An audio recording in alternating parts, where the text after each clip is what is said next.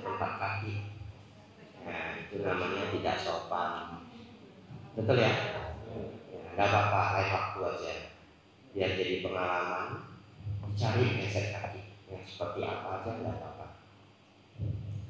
Ya, mari kita mulai ya. Namo tassa bhagavato arahato sama sambuddhassa. Namo tassa bhagavato arahato sama sambuddhassa. Namo tassa bhagavato arahato sama sambuddhassa. Kalena dhamma sawana ekam manggala utamanti.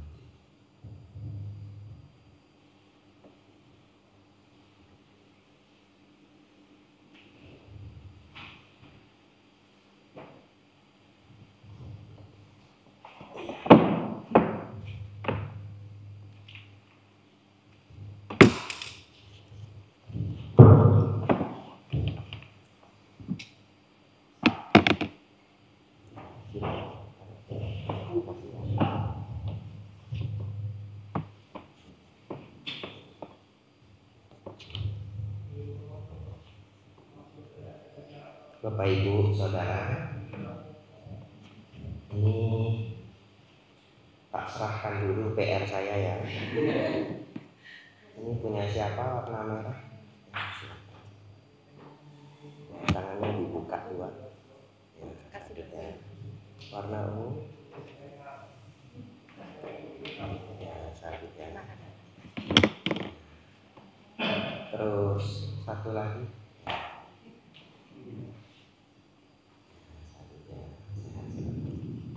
Baik ya.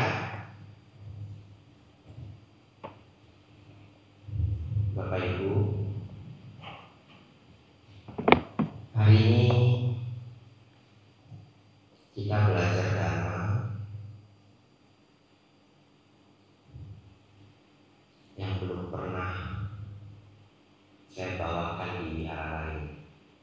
Ya, nggak ada yang di YouTube, belum ada. Pekalongan duluan. Yaitu apa? Jadi Bapak Ibu Saudara, hari ini harus khusyuk ya. Karena semua yang saya pelajari 90% nanti langsung dari Sang Buddha. Saya cuma pengisi suara. Ini semua ajaran Buddha langsung ya. Jadi Bapak Ibu Saudara, hari ini harus khusyuk. Hari ini puja bakti. Apa maksudnya puja bakti? Memuja dengan bakti kepada Sang Buddha. Betul ya? Ya, kita memuja ajaran Buddha, namanya puja bakti. Apa itu Bante yang ditulis? Ini tulis sendiri dengan pakai pen. Bapak Ibu pikir satu lembar? Tidak.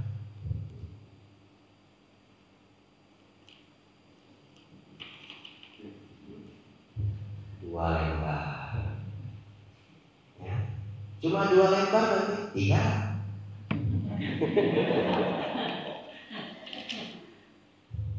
3 lembar. 3 lembar tulis tangan. Sama PR tadi 3. Ya. Oh, masih ada sedikit. 80. Apa itu Bante? Ini menarik nih. Dhammapada. Ya, Dhammapada nomor 1 sampai nomor 80 saya pilihkan yang cocok aja. Jadi luar biasa Bapak Ibu ikut hari ini. Dhammapada kan ada 400-an. Anda sudah ambil 20%. Hebat ya. Nah, ini sudah 80. Kalau senang pulang lanjutkan. Ya. Kalau senang Anda kumpulinnya. Cari catatan gede, mau seperti apa modelnya, tidak apa-apa. Nah, dan niru saya, dicatat-catat. Sebelum saya mulai,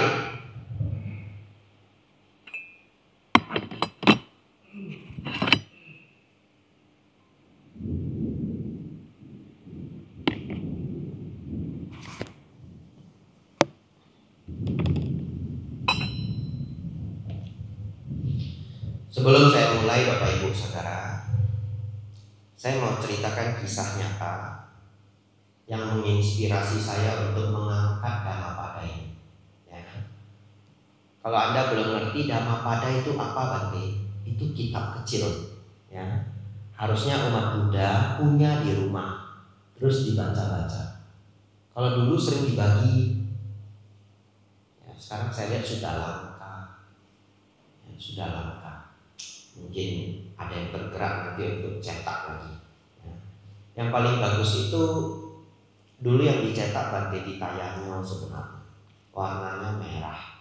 Ya, ada tulisan Sama Sayambu. Itu yang versi yang bagus. Kalau tidak salah ada Inggris, ada Mandarinnya. Ya, ya sama ada bahasa Indonesianya. Tapi Anda jangan khawatir.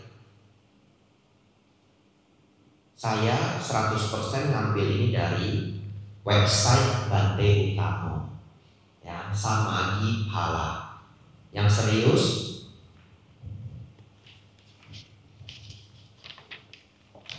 serius mau ikut baca,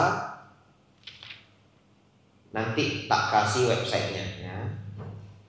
Atau mau sekarang ya boleh. Samagi SAMAGGI garis PHALA Samagi Phala .or.id ya. Tapi gampangnya Bapak Ibu Saudara tulis aja Dhammapada dan Samagi Phala di Google ya, pasti muncul. Lalu Anda baca. Baik, ini kisah nyata. Saya pinjam cerita teman kita.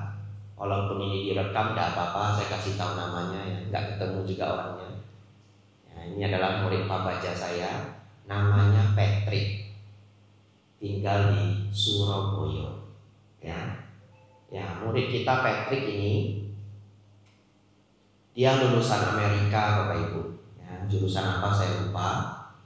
Dan selama dia di Amerika, dia berteman dengan seorang orang kulit hitam Amerika. Lalu punya cerita, temannya yang orang kulit hitam ini senang dengan ajaran Buddha. Unik ya? Ya. Lalu dia minta rekomendasi buku. Patrick memberikan dia Dhammapada. Tapi saking langkanya bagi dia, ya karena dia nggak tahu lagi mau baca buku apa, dia cuma punya buku itu. Dia baca sampai habis, Bapak Ibu Saudara, sampai habis. Jadi bayangkan, ketika sulit menemukan satu buku yang berharga, itu dibaca sampai habis. Lalu satu ketika dia mau barengan untuk pergi Pindapata, tapi mau nyari buku Pindapata tidak ada. Ya, mereka pergi ke wihara Kamboja atau Laos, ya, Kamboja atau Laos di Amerika, lalu berdana ke bikunya dengan bahasa yang saling tidak mengerti, Bapak Ibu. Ya, saling tidak mengerti, tapi akhirnya mereka berhasil. Harus Patrick yang menceritakan baru lucu ya. Saya ingat waktu Pak Baja, teman kita Patrick menceritakan ini, semua teman ini ketawa terbahak-bahak. Saya lupa bagian apa yang lucu itu saya lupa. Ya. Tapi cerita ini menginspirasi ceramah kita hari ini. Bapak Ibu, ada 10 kitab suci yang bisa dikatakan sebagai kitab utama Sang Buddha. Saya ulangi ya, ada 10 kitab suci yang bisa dikatakan sebagai kitab utama ajaran Sang Buddha. Jadi kalau Bapak Ibu ingin belajar, sangat baik memulai dari 10 kitab ini dulu. Ya. Apa 10 itu? Tidak dihafal ya tidak apa-apa, kalau mau hafal ya bagus. Digha Nikaya, Majjhima Nikaya, Samyutta Nikaya, Anguttara Nikaya. Sudah 4 ya. Lalu 6 yang kecil. Ya, 6 yang kecil. Dhammapada, Theravada, Iti Utaka, Udana, Sutta Nipata. Totalnya 10. Ya. Jadi kalau Bapak Ibu ingin belajar kitab suci, ya 10 ini. Ya, 10 ini. Mulai dari mana Bante? Dhammapada mulai. Setelah Dhammapada Bante, Anguttara Nikaya. Itu Anguttara Nikaya. Kalau yang bahasa Inggris setebal ini 2000 halaman. Ya.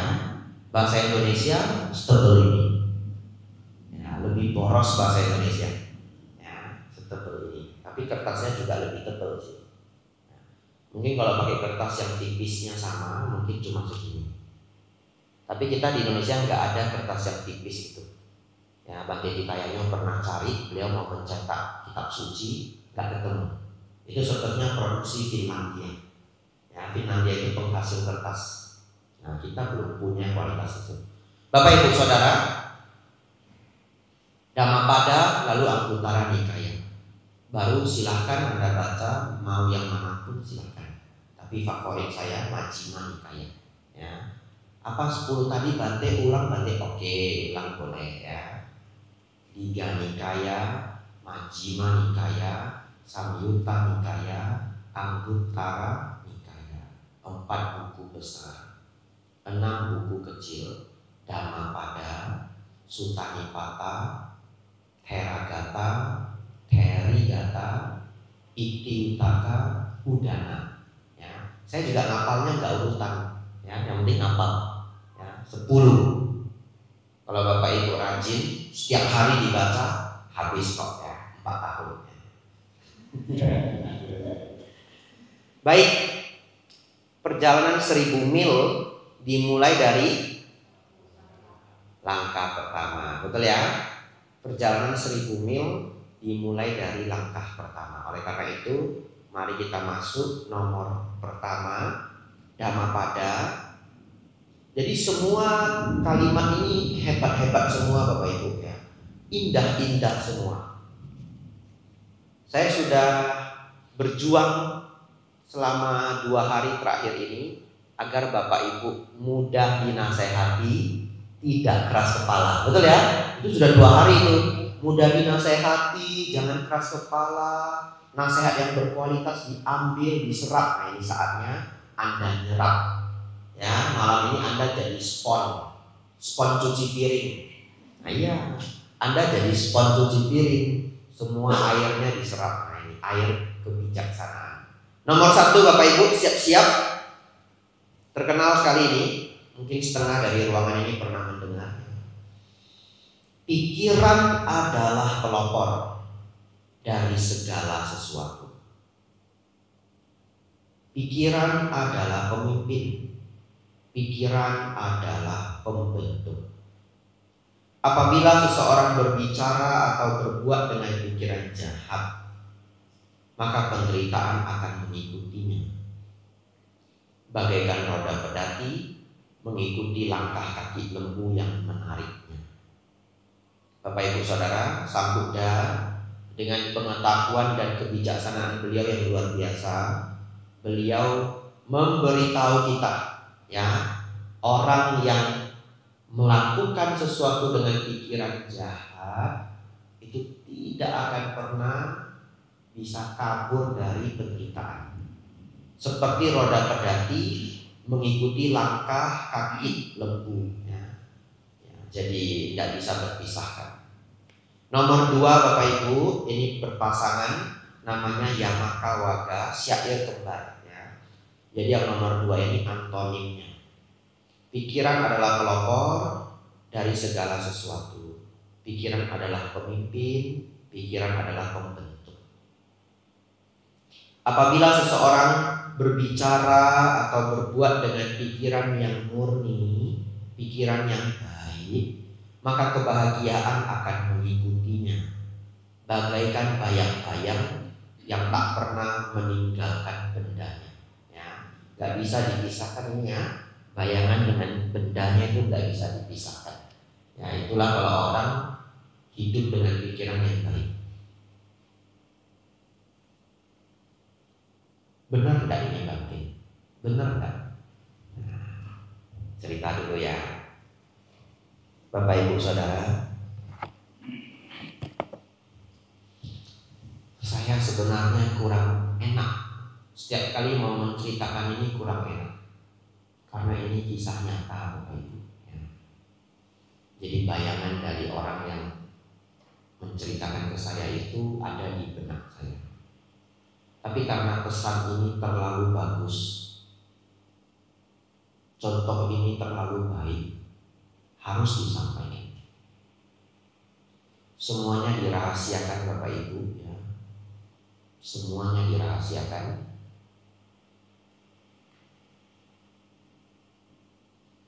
Saya pernah bertemu seseorang ketika muda, dia miskin. Dia sangat ingin kaya, ya, sangat ingin kaya.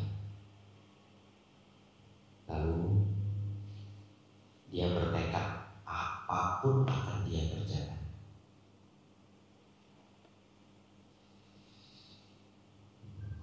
Lalu dia berangkat ke segitiga emas.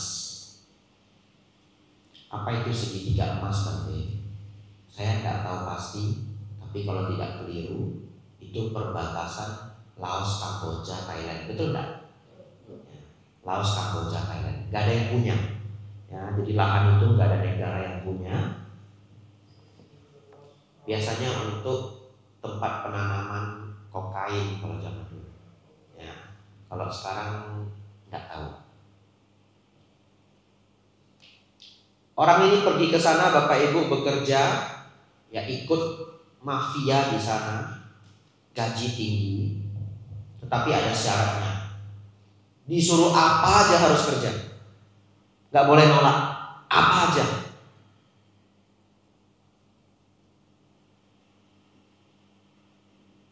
Bapak Ibu tahu, dia banyak melakukan kejahatan, sangat jahat. Apa Bante? Tidak sanggup saya ucapkan karena ada rekaman juga. Tapi beneran gak sanggup ya. Kalau berpribadi saya ceritakan, kalau grup begini enggak. Jual narkoba Bante lebih buruk ya. Membunuh Bante lebih buruk. Anda bayangkan lebih buruk dari membunuh.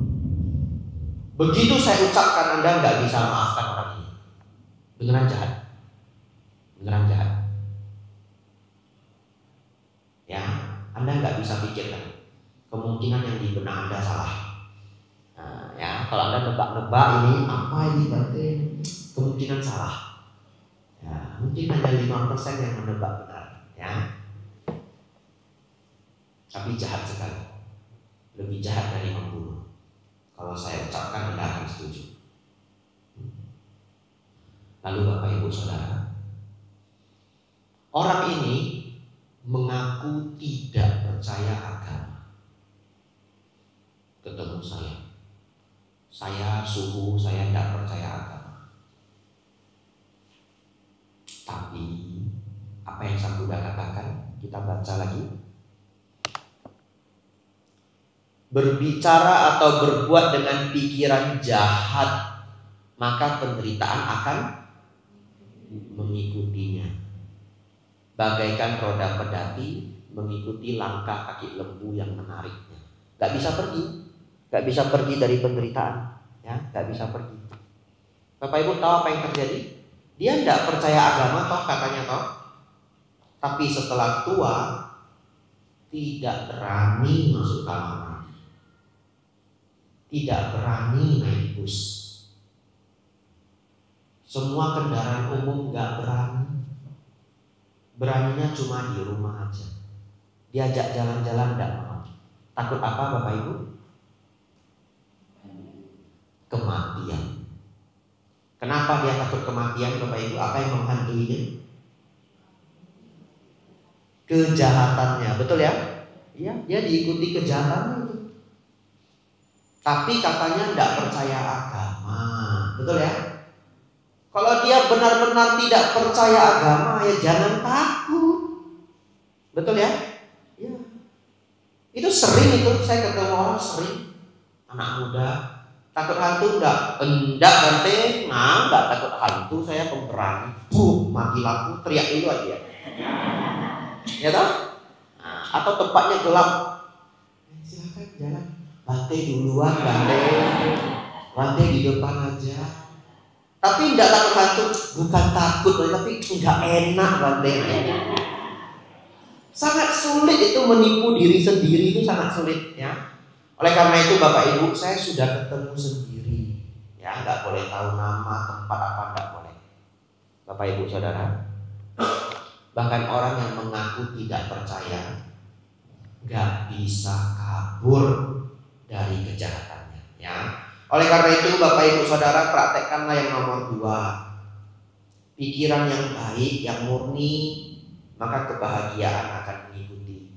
Bagaikan bayang-bayang yang tak pernah meninggalkan bendanya. Ya, saya pernah mimpi mati Bapak Ibu ya. Sudah jadi biku, masih satu wasa, belum berangkat ke Thailand. Jadi saya hafal itu saya masih satu wasa. Saya di kota Medan Bapak Ibu ya, kampung halaman sendiri. Lalu di ruko ada umat beli ruko Bapak Ibu Saudara, grup ya. Ini grup bukan umat, grup. Kalau tidak salah nama grupnya Medan Charity Group ya. Mereka beli ruko. Rukonya sebagian dijadiin panti asuhan, sebagian dijadiin kuti untuk para biku.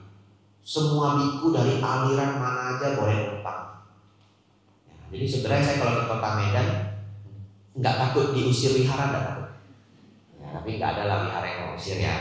Atau bahasa yang lebih lembut, nggak takut kalau wihara kutinya penuh ya, karena ada satu kuti yang kalau dalam bahasa Mandarin kata Bante Hitayanyo adalah wihara 4 penjuru ya, artinya biku siapapun boleh numpang, Mahayana, Theravada, Tantrayana. Bapak Ibu Saudara, tapi lebih sering yang numpang ya Theravada.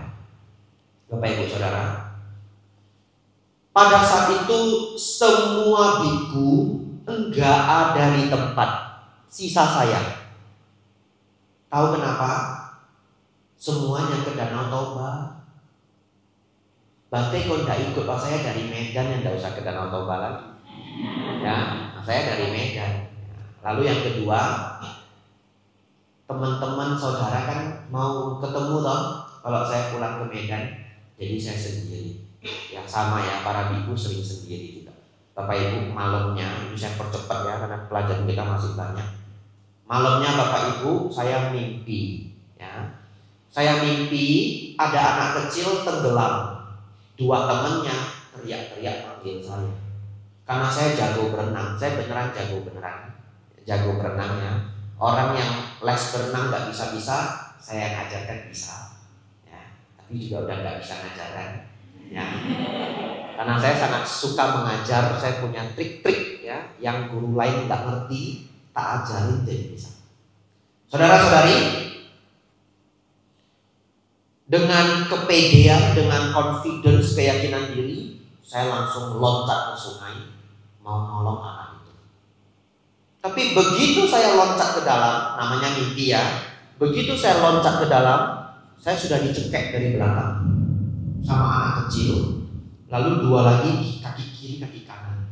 3 anak kecil dicekek, nggak bisa naik, nggak bisa. Mereka tertawa, terbahak-bahak, bahagianya minta ampun. Namanya anak kecil ya, bahagia mereka. Pada saat itu saya nggak bisa ngapa-ngapain lagi, nggak bisa. Saya tahu saya pasti mati. Dan apa yang terjadi? Sama sekali tidak ada gejolak batin. Saya baca Namo Tassa Bhagavato Arahato Sama Sambuddhassa untuk siap-siap mati ya. Jadi Bapak Ibu, dengan penuh keteguhan saya nutup mata, baca Namo Tassa Bhagavato, saya terbangun. Tapi kalau mau dibilang enggak takut, ternyata enggak. Karena setelah bangun saya kan setelah bangun baru tahu ya, ini sudah bangun ini. simulasi kematian. Ya. Tapi saya senang. Ternyata saya sudah pasrah aja. Kalau mati ya mati, betul ya? Bapak Ibu Saudara, tidak ada kegelisahan saya menghadapi kematian di simulasi mimpi itu. Apalagi sekarang saya sudah 8 wasa, ya. Cukup sering ada umat mengabarkan Anumodana Bante, ya, ceramahnya. Ini kisah nyata tapi tidak boleh kasih tahu orangnya. Sudah 3 yang lapor ke saya mau bunuh diri batal dengar ceramah Dhamma di YouTube. Ya. Ya, sudah 3 yang lapor, yang lain belum lapor, yang tidak usah lapor juga. Ya, tidak usah lapor juga. Saya ikut bahagia orang bisa lewat dari kekelaman yang sangat menyedihkan. Saudara-saudari, semoga dari cerita ini Anda sangat termotivasi untuk tidak berbuat jahat, senang berbuat baik. Lanjut ya. Ini sampai nomor 80 Bapak Ibu sudah mau jam 8, berarti pulangnya jam 1 malam. Ya, yang nomor 3 bagus Bapak Ibu ya, konsentrasi ya. Jangan ngantuk ya. Ia menghina saya. Ia memukul saya. Ia mengalahkan saya. Ia merampas milik saya. Selama seseorang masih menyimpan pikiran seperti itu, maka kebencian tidak akan pernah berakhir. Ya, Dhammapada nomor 3. Seperti yang saya katakan kemarin, Bapak Ibu punya kebencian, tolong dibuang. Ya, tolong dibuang. Itu PR kita masing-masing. Tapi Bante dia dulu mukul saya. Ini kata saya. Ia menghina saya, ia memukul saya, ia mengalahkan saya, ia merampas milik saya. Selama masih menyimpan pikiran seperti itu, kebencian tidak akan pernah berakhir. Lanjut Bapak Ibu, Dhammapada 4. Jika seseorang tak lagi menyimpan pikiran-pikiran seperti itu, maka kebencian akan berakhir. Ya. Dhammapada 5. Kalimat saya tidak selalu lengkap Bapak Ibu ya. Ini versi yang saya simpelkan, tapi sudah yang terbaik untuk kegiatan malam hari ini. Nomor 5, Dhammapada 5. Kebencian tidak akan berakhir. Ini bagus, ini terkenal Bapak Ibu ya. Dhammapada 5. Kebencian tidak akan berakhir apabila dibalas dengan kebencian. Tetapi kebencian akan berakhir apabila dibalas dengan tidak membenci. Inilah satu hukum abadi ya. Jadi Bapak Ibu Saudara, kalau Anda benci beneran, tidak ada gunanya balas membenci ya. Tidak ada habisnya. Terus gimana Bante? Udah, menghindar saja dulu. Menghindar kan bukan membenci, betul ya? Diam aja dulu, pergi aja dulu, atau legowo, nerimo. Yang penting jangan balas membenci. Kalau balas membenci tidak akan pernah usai. Ya. Tapi kalau Bapak Ibu diganggu, negur boleh nggak? Boleh. Ya. Saya cerita satu hal ya. Kisah Ajahn Brahm.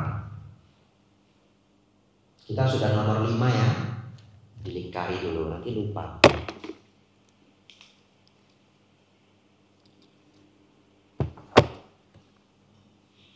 Bapak Ibu, di bukunya Ajahn Brahm ini kisah yang sangat bagus. Anda dengarkan baik-baik ya. Saya juga menekuninya ya. Saya menekuninya terus terang, terbuka saya menyampaikan ini. Satu ketika ada seekor ular. Ular ini dibenci oleh seluruh isi hutan. Lalu ular ini naiklah. Ini fiksi ya. Nah, jangan nanti nanya saya berarti itu ularnya di gunung apa. Ya, ini fiksi ya, ini fiksi. Cerita karya Ajahn Brahm. Ular ini merasa semua makhluk di hutan membenci dia. Terus dia naik ke hutan, naik ke gunung Bapak Ibu, mencari ular bertapa. Naiklah dia ke gunung. mendaki, naik, sampai akhirnya berjumpa dengan ular pertapa. Setelah bertemu ular pertapa, dia ceritakan ular pertapa, kenapa semua makhluk hidup, semua hewan di hutan ini benci sekali melihat saya. Saya tidak punya sahabat, saya tidak punya teman, semua orang menjauhi saya. Pertapa itu bilang, ya siapa suruh semua orang kamu gigit? Ya, siapa suruh semua orang kamu gigit? Ya kamu dibenci orang. Terus bagaimana? Ya jangan gigit orang. Ya baik, pulang aja. Ya. 2 tahun kemudian Bapak Ibu, dia naik lagi nyari ular pertapa. Kenapa Bapak Ibu? Protes lagi. Pertapa, saya sudah dengerin nasihat kamu, jangan gigit orang. Saya tidak gigit siapa-siapa lagi. Tapi sekarang kelinci, tupai aja berani naik ke kepala saya, Pertapa. Ya, tupai aja berani naik ke kepala saya. Kelinci berani nginjak-nginjak badan saya. Saya harus bagaimana? Lalu Pertapa itu bilang, saya kan bilang jangan menggigit. Saya kan tidak bilang jangan mendesis. Ya. Oleh karena itu Bapak Ibu Saudara, mendesis ya boleh, jangan menggigit. Jadi kadang saya mendesis juga Bapak Ibu ya. Iya. Apa maksudnya mendesis? Berarti ya kalau ada yang keliru kita tegur. Kalau ada yang saya tidak cocok, saya kasih tahu. Saya tidak cocok ya begini. Ya, jadi tidak apa-apa. Bapak Ibu jadi orang tua boleh nggak negur anaknya? Ya boleh. Kalau dia keliru dikasih tahu. Ya, tapi jangan gigit. Ya, jangan mukul. Ya, tapi tegur.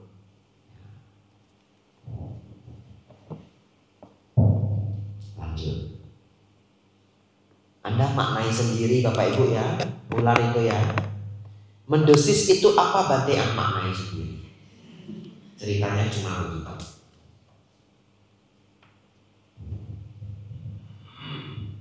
Nomor 6. Bagus ini ya.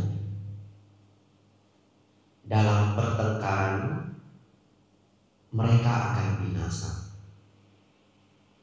Yang dapat menyadari kebenaran ini akan segera mengakhiri semua pertengkaran. Nasihat Sang Buddha Dhammapada nomor 6. Bapak Ibu yang punya pertengkaran segera hentikan ya. Karena Sang Buddha mengatakan dalam pertengkaran mereka akan binasa. Minum dulu Bapak Ibu ya. Sudah 6 kita.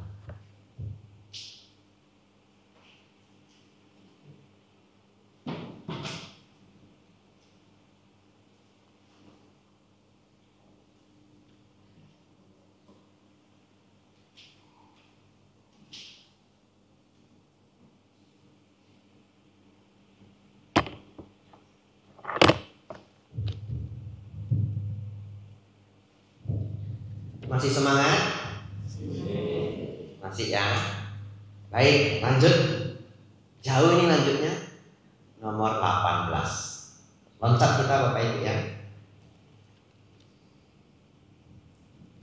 Konsentrasi. Di dunia ini ia bahagia. Di dunia sana ia bahagia. Pelaku kebajikan berbahagia di kedua dunia itu. Ia akan berbahagia ketika berpikir, aku telah berbuat bajik. Dan ia akan lebih berbahagia lagi ketika berada di alam bahagia. Dhammapada 18. Kalau Anda suka syair ini, silakan Anda catat di handphone. Dhammapada 18. Nanti bisa dibaca lagi. Pelaku kebajikan berbahagia di kedua dunia itu. Ia akan berbahagia ketika berpikir, aku telah berbuat baik. Dan ia akan lebih berbahagia lagi ketika berada di alam bahagia. Ya, jadi Bapak Ibu Saudara yang senang berbuat kebajikan, kadang-kadang muncul pemikirannya, ya, saya sudah rajin berbuat kebajikan. Dan pemikiran itu tidak keliru. Ya, Sang Buddha juga mengatakan, ketika berpikir aku telah berbuat baik, aku telah berbuat baik, ia akan lebih berbahagia lagi. Ya, ia akan berbahagia ketika berpikir aku telah berbuat baik, dan akan lebih berbahagia lagi ketika berada di alam surga.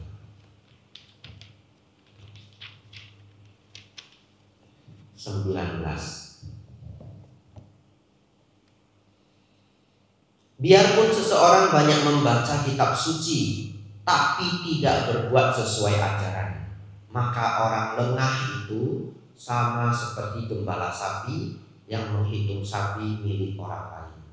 Ia tidak akan memperoleh manfaat kehidupan suci. Jadi Bapak Ibu Saudara, sudah membaca kitab suci, dipraktekkan. Ya. Lanjut. Dhammapada 34. Kita sudah masuk ke Cittawaga, yaitu kelompok pikiran.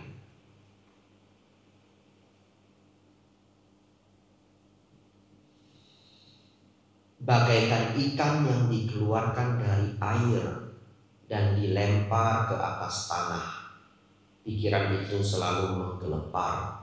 Karena itu cengkraman dari mara harus ditaklukkan. Apa mara itu Bapak Ibu Saudara?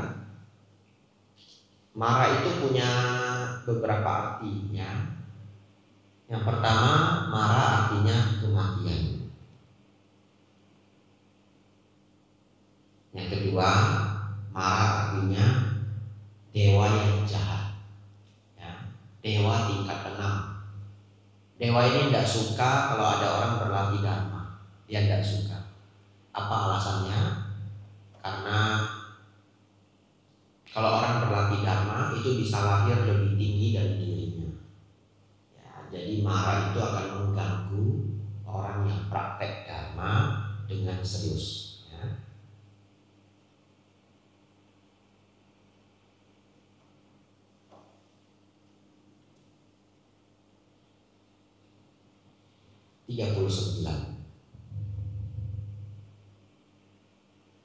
Orang yang pikirannya tidak dikuasai oleh nafsu dan kebencian, yang telah mengatasi keadaan baik dan buruk. Di dalam diri orang yang selalu sadar seperti itu, tidak ada lagi ketakutan. 43. Yang ini bagus Bapak Ibunya. Bukan pertolongan ibu, ayah, ataupun sanak keluarga, namun pikiran yang diarahkan dengan baik yang akan membantu dan mengangkat derajat seseorang. Saya punya 2 cerita. Ya, kita cerita-cerita dulu biar tidak ngantuk ya. 80 masih jauh Bapak Ibu. Saya takutnya saya baca nggak lihat Bapak Ibu ya. Pas lihat sudah KO semua. Ya. Jadi saya ulangi 43. Bukan pertolongan ibu, ayah, ataupun sanak keluarga, namun pikiran yang diarahkan dengan baik yang akan membantu dan mengangkat derajat seseorang. Pikiran yang diarahkan dengan baik. Pikiran yang diarahkan dengan baik. Apa itu Bante pikiran yang diarahkan dengan baik? Jauh dari 3 hal. Jauh dari dosa, loba, moha, kemarahan, keserakahan, ego, dan kawan-kawannya. Saya bisa buktikan kok. Kalau Bapak Ibu ketemu orang derajatnya tinggi, satu ketika kita rame-rame datang ke rumahnya, tidak sengaja kita nyenggol vas bunga dia. Bukan vas bunga bagus, vas bunga biasa pecah Bapak Ibu. Lalu dia ngamuk seperti orang gila. Sejak hari itu masih mau respect dengan dia? Dan tidak mau. Respect kita hilang. Ya, jadi ini bukti bahwa pikiran yang tidak diarahkan dengan baik itu menjatuhkan martabat. Ya. Serakah, pejabat yang tinggi, ketahuan korupsi, masih ada yang respect? Kan. Kalau di Indonesia katanya masih bisa calonin lagi di Indonesia. Ya. Itu si urat malu sudah putus 5 Bapak Ibu. Tapi kalau di luar negeri, bahkan pejabatnya bunuh diri Bapak Ibu. Ya, dia ketahuan korupsi, dia malu, dia bunuh diri. Lebih parah lagi di Jepang, bukan karena korupsi, tapi pekerjaan dia keliru, mencelakai orang lain, bunuh diri dia Bapak Ibu. Ya saya nggak menganjurkan orang bunuh diri ya, cuma perbandingan aja. Ya kalau saya minta semua koruptor di Indonesia tolong bunuh diri, mereka juga nggak mau bunuh diri. Ya toh. Jadi enggak bahas itu. Tetapi Bapak Ibu Saudara, saya hanya mau menjelaskan orang yang martabatnya tinggi sekalipun, begitu ketahuan serakah langsung jatuh. Sombong jatuh. Ya, ada orang yang sangat bermartabat, sangat tinggi, sombong dengan orang kecil Bapak Ibu, viral sampai Indonesia, martabatnya habis. Ya, martabatnya habis. Jadi bisa jatuh karena kemarahan, bisa jatuh karena keserakahan, bisa jatuh karena kesombongan. Kita barusan yang contoh yang saya berikan adalah yang martabatnya tinggi bisa jatuh karena 3 hal itu. Kalau orang yang tidak bermartabat tapi mempertahankan 3 itu, kapan naiknya? Ya toh? Bahkan yang contoh yang saya berikan itu yang sudah tinggi jatuh karena dosa logam. Sekarang setuju enggak? Kalau yang tidak bermartabat pun tidak mau mengendalikan diri, bisa naik enggak Bapak Ibu? Oh, yang tinggi aja jatuh. Yang kedua, bagaimana mengarahkan pikiran dengan baik? Metta, karuna, mudita, ubeka. Di Korea ada orang Indonesia nolongin kebakaran, ya, langsung diangkat jadi pahlawan. Bukan orang penting, bukan orang besar, ya, TKI, pahlawan devisa. Tapi di sana nolongin orang kebakaran. Itu apa Bapak Ibu? Metta karuna, betul enggak? Naik enggak martabatnya? Naik. Kadang-kala saya miris Bapak Ibu. Miris iya, sedih iya, itulah bercampur. Kenapa? Ini kisah nyata ya, orangnya udah nggak ketemu. Saya tidak kenal nama bapak itu juga, dan sepertinya dia tidak akan pernah nonton ceramah dharma saya. Ya, kenapa? Orangnya keras kepala, ya. Diadu sama batu yang pecah Bapak itu. Sedih ya mikirnya. Ada seorang bapak, anak perempuannya baik, jadi relawan di wihara. Minum dulu ya.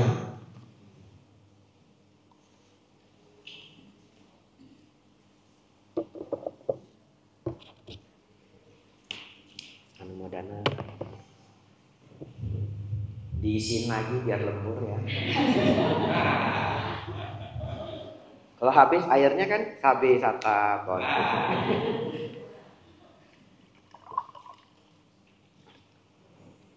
Sampai saya pernah di satu wihara, karena mereka ingin saya lembur, air minumnya 3 Bapak Ibu. Pas didanakan 3. Saya mikir ini sembahyang dewa bumi ya, ada 3. Ya, air 3 itu sembahyang dewa bumi atau sembahyang dewa langit ya.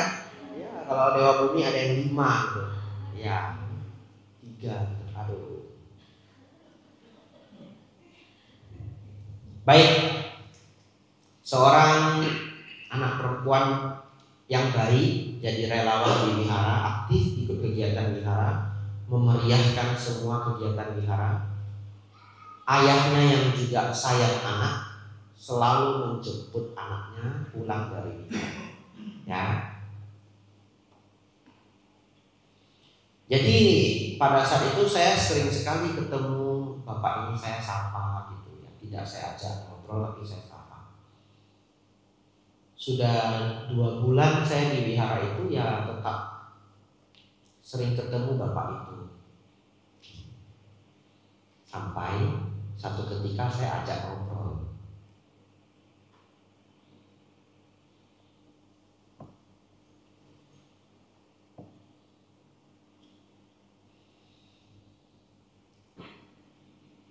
Ada detail yang tidak enak mau saya sampaikan, tapi karena nggak ada namanya, nggak ada alamat, ya, orangnya juga tidak ketemu lagi. Bapak ini terlihat ekonominya tidak baik-baik saja, begitu ya. Ya, itu detail terbaik yang bisa saya berikan. Jadi saya ajak bicara dengan harapan adalah yang bisa saya bagi, begitu ya. Ya, ada yang bisa saya share gitu. Saya ajak ngobrol. Pak, baru kita mulai percakapannya, baru mulai nggak jauh. Ya, karena dia setiap hari di wihara, Pak, begini, begitu. Tibalah saya mau membahas hukum karma. Kenapa? Karena semua ajaran Buddha itu memulai membahasnya itu mulai membahas dari hukum karma. Kalau seseorang tidak percaya hukum karma, ajaran Buddha ambruk semua. Ya, mau bukti? Kalau orang tidak percaya hukum karma, ajaran Buddha ambruk semua. Buktinya apa, Bante? Mau nggak merawat sila? Buat apa? Dia tidak percaya karma, ngapain dia rawat sila? Sila ambruk. Betul? Kelahiran kembali.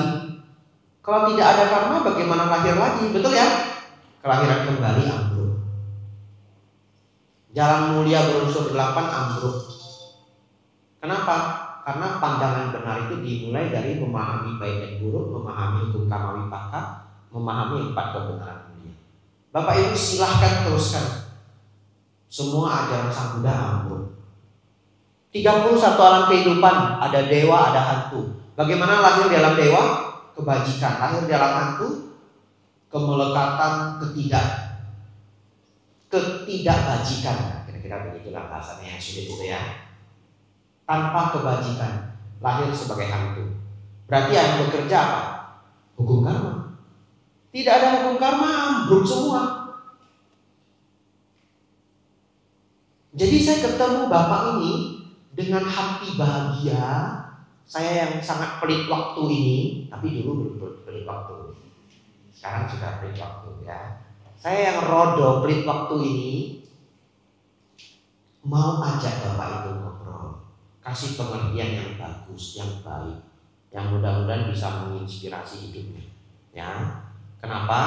Ya tambahan saja, supaya direkam saya nggak enak. Saya merasa pantas juga menyampaikannya, ya, karena dulu saya sangat pintar berdagang. Satu angkatan kelas saya, gaji atau pendapatan bulanan, saya selalu di atas semua teman saya, kecuali yang dapat warisan. Dapat warisan kita nggak bisa fight dong, fair ya? Ya, saya survei semua satu angkatan yang kita tidak meneruskan usaha keluarga, bukan dari warisannya, 0 bulat. Fight, saya selalu top. Jadi saya tahu saya berhasil. Kenapa? Kalau mau membandingin berhasil sama teman sekelas, fair ya? Ya. Tapi yang meneruskan usaha keluarga juga hebat. Tapi dia fight-nya sama yang sama-sama meneruskan usaha keluarga, gitu ya. Mereka Liga Champion gitu. Nah, kita provinsi lah, gitu ya.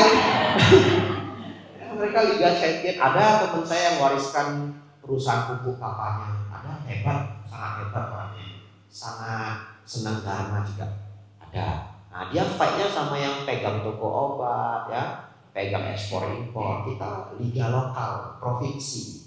Saudara-saudari, tahu enggak? Baru mulai ngobrol, sesungguhnya ajaran Sang Buddha itu yang paling penting itu Pak, hukum karma. Bapaknya langsung nyeletuk. Gak percaya saya bantai hukum karma? Baru mau mulai ngobrol.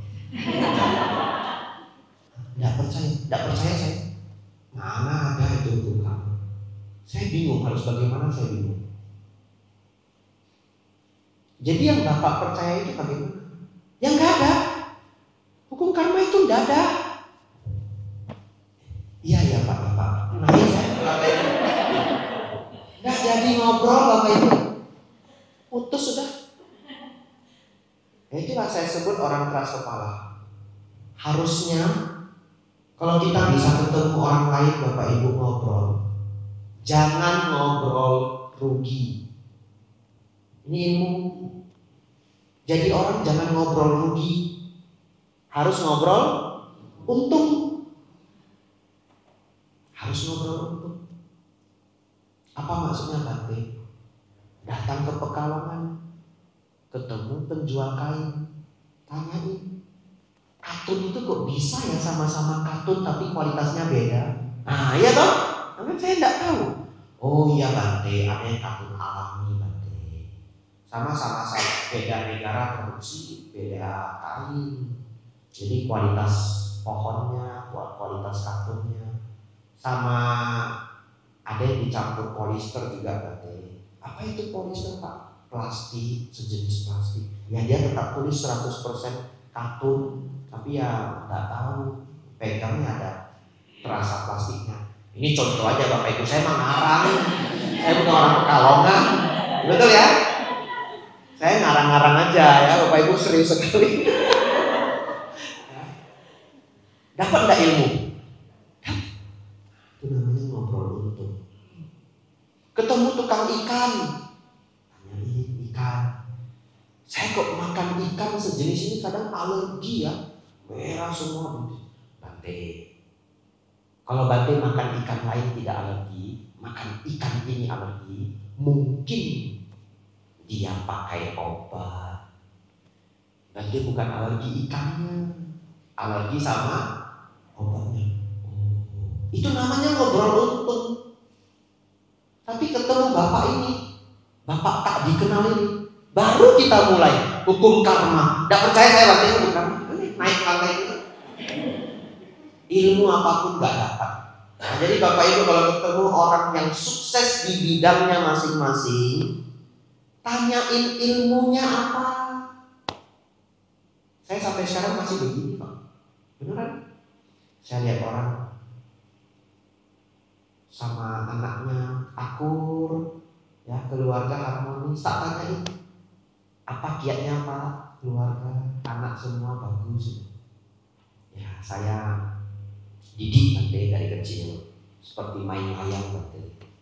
Ya ada kerasnya, ada ulurnya, ada tariknya, ada ulurnya. Kadang saya tegur, kadang dia salah saya maafkan. Itulah seninya Bante, yang merawat anak seninya begitu. Oh, dapat ilmu. Ini kiatnya apa? Kenapa harmoni sekali? Saya sayang Bante. Kuncinya sayang, dapat ilmu itu. Jadi Bapak Ibu aplikasikannya, namanya ilmu ngobrol untung. Saya pintar masak juga Bapak Ibu. Tak kasih ilmu satu. Iya, udah nggak boleh masak, ilmunya tak turunin. Anda mau masak nasi goreng, bagusnya pakai nasi bekas semalam, betul? Itu ilmu klasik toh. Kalau waktunya nggak cukup gimana? Anda masak nasinya, taruh minyak makan sedikit pas masak. Iya, kasih minyak makan sedikit. Nasinya itu nggak lengket karena ada minyaknya. Nasinya bulat bagus. Nah, masakkan nasi goreng. besok jamain. Enggak ya? Jangan ya. Enggak boleh kasih kode-kode Bapak Ibu ya. Udah dilarang Sang Buddha, betul. Biku enggak boleh ngasih kode ya.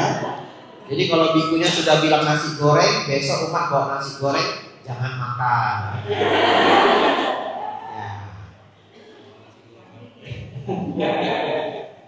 Jadi kalau besok ada yang bawa nasi goreng, tak tanya, kemarin datang dengan ceramah. Enggak, berarti aman ya. Yang ini boleh dimakan. Ya, jadi saya sangat menyarankan Bapak Ibu punya ilmu namanya ngobrol untung sama siapapun. Lanjut ya. Ya, Bapak tidak dikenal itu akhirnya menyumbangkan kisah Dharma. Ya. Judulnya Bapak Keras Kepala.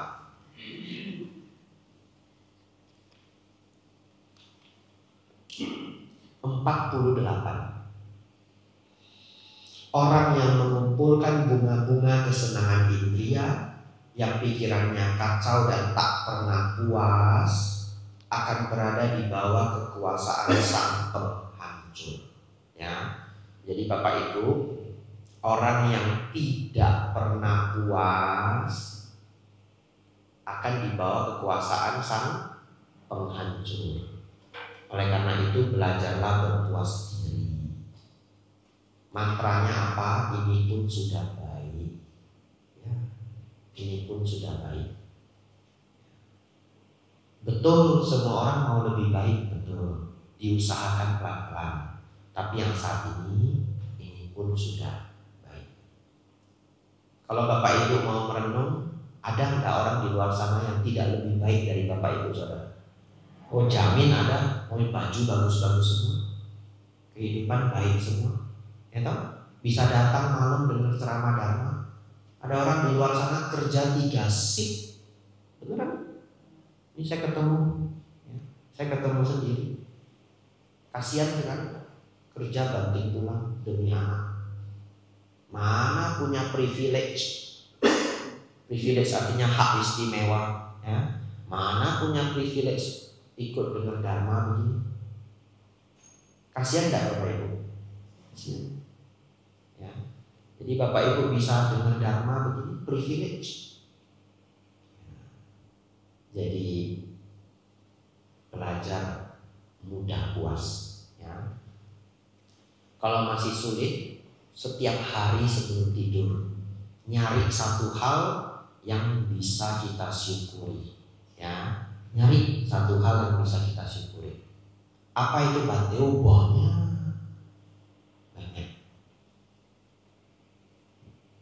Mata masih terang Bapak Ibu? Ada orang di luar sana tidak lagi bisa melihat, ada? Pantas disyukuri enggak mata ini? Ginjal masih bekerja Bapak Ibu? Ada orang di luar sana harus cuci darah 3 kali seminggu, ada? Kalau saya mau nawarin ginjal Anda 30 M, mau jual enggak?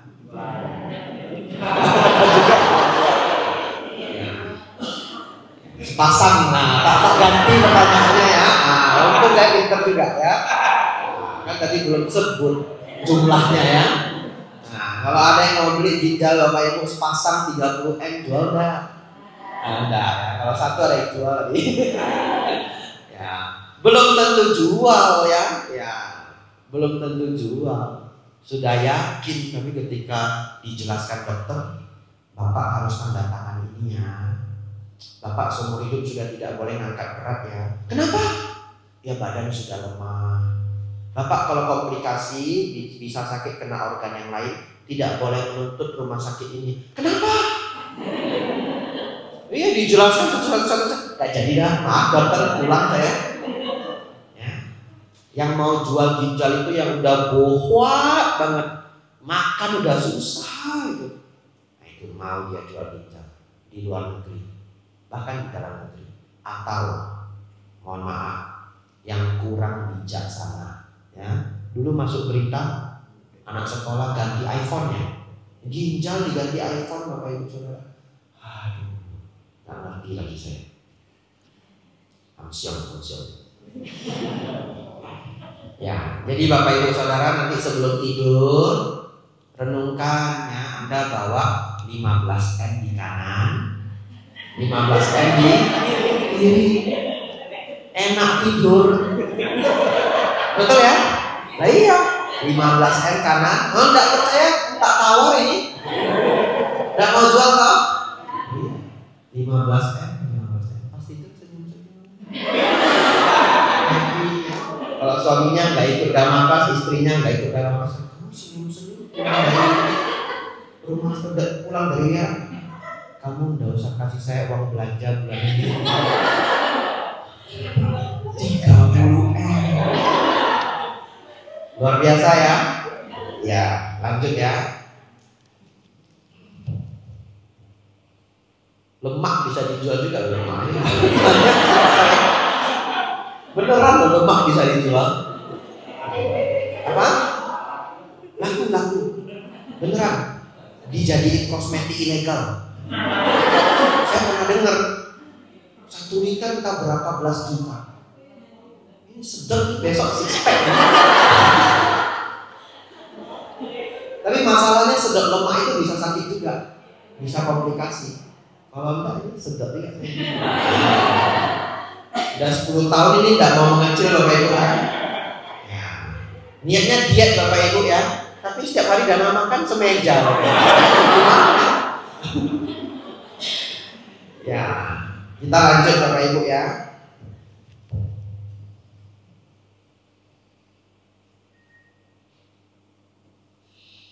(54) Dhammapada 54. Harumnya bunga. Ini terkenal ya, silakan catat kalau yang senang. Harumnya bunga tidak dapat melawan arah angin. Begitu pula harumnya kayu cendana, bunga tagara dan melati. Tapi harumnya kebajikan dapat melawan arah angin. Harumnya nama orang bajik dapat menyebar ke segala penjuru. Dhammapada 54, ini Dhammapada yang sangat favorit. Ya, Anda boleh menghafal. Harumnya kebajikan tidak dapat melawan arah angin. Ya, kalau mau disingkatkan, satu kalimat itu kita sudah paham semuanya.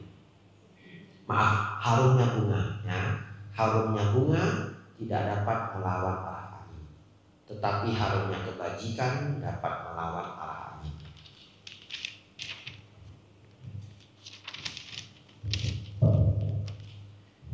(56) Bapak Ibu, tidak seberapa harumnya bunga tagara dan kayu cendana, tetapi harumnya mereka yang memiliki sila dan kebajikan menyebar sampai ke surga. Ya. Sebelum saya menjadi biku Bapak Ibu, saya pernah datang ke satu kelenteng di Chengdu, ya, Sichuan. Ada kelenteng, ada salah satu turis spot juga. Jadi ada 1, 2, atau 3 gunung Bapak Ibu dipenuhi dengan tempel-tempel atau kelenteng-kelenteng Taoisme, tempat sembahyangnya raja. Kalau Anda cek di online, turis spot di Chengdu pasti ketemu. Ya, turis spot di Chengdu itu ada senternya panda, ya, Jiuzhaiguo itu lake ya, danau yang bagus. Ada kuda raksasa, tempat syutingnya awan dan angin. Ya, sama ada kelenteng ini. 3 gunung kelenteng semua. Sebelum kita masuk Bapak Ibu, sebelum kita bayar tiket, ada kelenteng satu di sebelah kanan. Saya masuk dan saya senang sekali kelenteng itu karena saya senang pengobatan. Itu adalah dewa obat lokal. Dia dewa obat yang diakui oleh daerah itu. Tapi sesungguhnya kenapa hari ini dia didoakan, dipuja, dipuji sebagai dewa? Ternyata dia dulu sinsai yang sangat baik hati. Ya, saking baik hatinya, orang kalau tidak mampu tidak usah bayar. Jadi menyelamatkan banyak sekali warga. Setelah meninggal disembah sebagai dewa. Bayangkan, mau masuk ke 3 gunung. Kelentengnya mungkin 50-an, banyak. Ada yang paling tinggi, kelenteng langit, kelenteng surga. Orang berusaha naik sampai ke atas supaya katanya doanya paling manjur. Tapi di depan itu kita disambut dengan dewa obat. Bagaimana bisa dewa ini berada di depan semua tempat sembahyang lainnya? Karena apa Bapak Ibu? Kebajikan. Ya, sekuat itulah yang disebut kebajikan. Oleh karena itu Bapak Ibu Saudara, harumnya mereka yang memiliki sila, memiliki kebajikan, menyebar sampai ke surga. 50-an kelenteng, semuanya penuh dengan dewa-dewa Taoisme yang terkenal ya. Semua dewa mempersilahkan dewa obat ini berada di depan, kan begitu ya? Kalau tidak dipersilahkan kan arsiteknya dimimpiin. Mimpi dia. Lu ngapain taruh dia di pintu depan? Lu nggak hormati Kaisar Langit. Keliru kamu.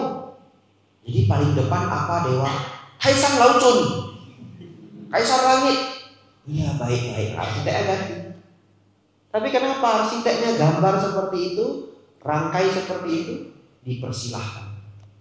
Karena kebajikan orang ini menyebar sampai ke surga. Bahkan dewa lain mempersilahkan. Ya.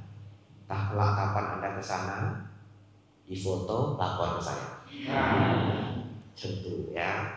Ya, nostalgia. Saya sudah lama saya ke sana untuk exchange student ya.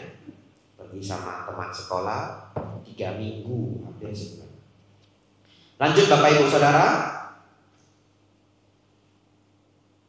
60.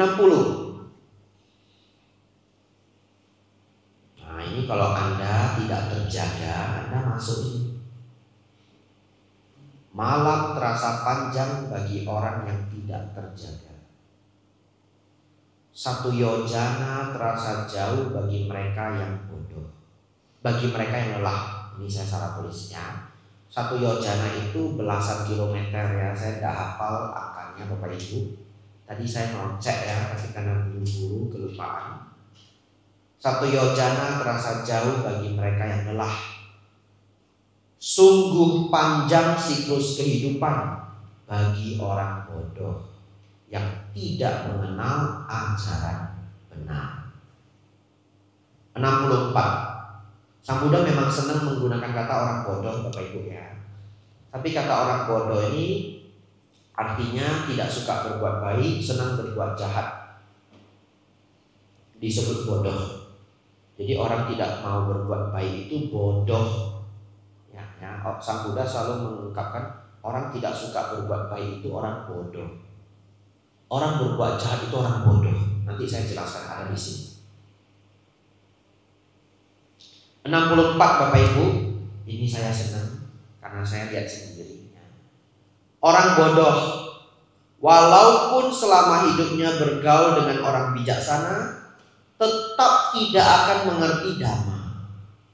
Bagaikan sendok yang tidak dapat merasakan rasa sayur. Ini Dhammapada terkenal Bapak Ibu 64 ya, lanjut. 66. Orang bodoh yang dangkal pengetahuannya. Ini saya senang. 66 saya sangat senang.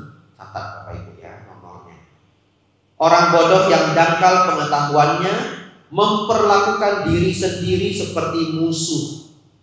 Ia melakukan perbuatan jahat yang akan menghasilkan buah yang pahit.